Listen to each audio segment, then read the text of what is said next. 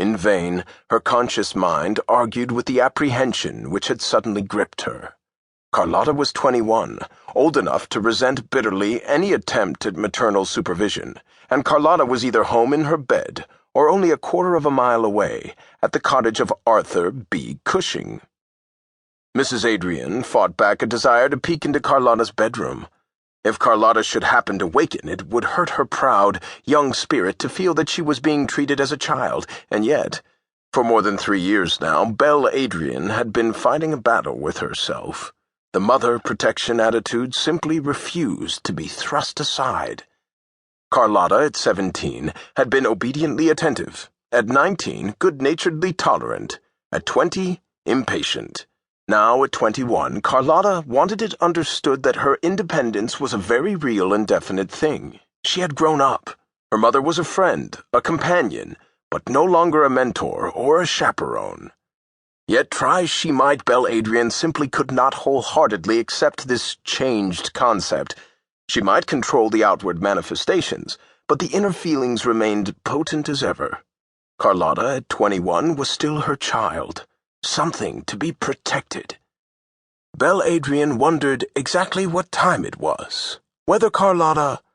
A sudden inspiration gripped her. She could get the answer she wanted simply by looking in the garage. She eased herself out of bed, slipped on a robe and soft slippers, tiptoed out of the back door and around to the driveway. The door of the vacant garage was open. The interior loomed as a black, empty cavern. Mrs. Adrian looked at her watch by the light of the moon. As she realized the lateness of the hour, anxiety gripped her, and the black shadows of the empty garage took on added significance. She walked slowly around the back of the house, toward the north side. From this point of vantage, she could look across a cove in the lake to the cottage where Arthur Cushing was spending the last week of his vacation.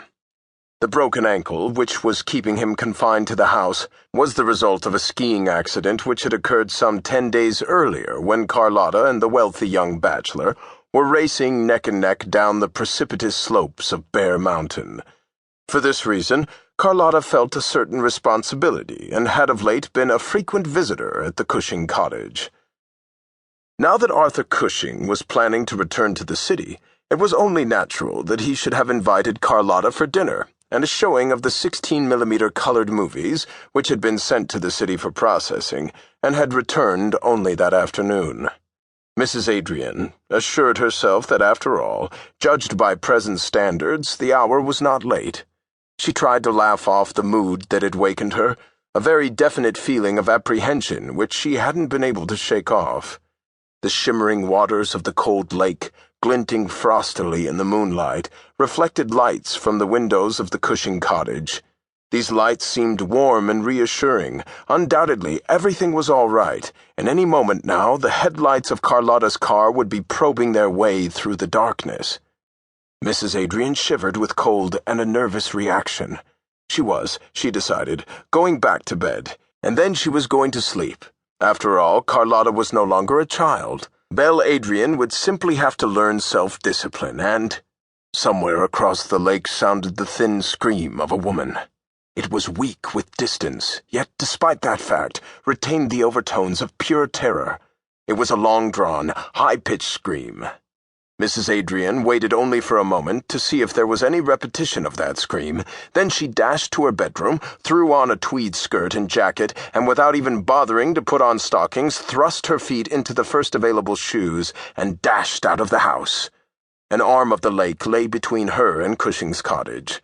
By ignoring the road and taking a trail along the margin of the lake, Belle Adrian could save an appreciable distance. Cottages were springing up along the lake shore, at one time used only as farming land, but now gaining fame as a winter resort. Later on, when the lake had frozen solid, there would be ice skating and bonfires with huge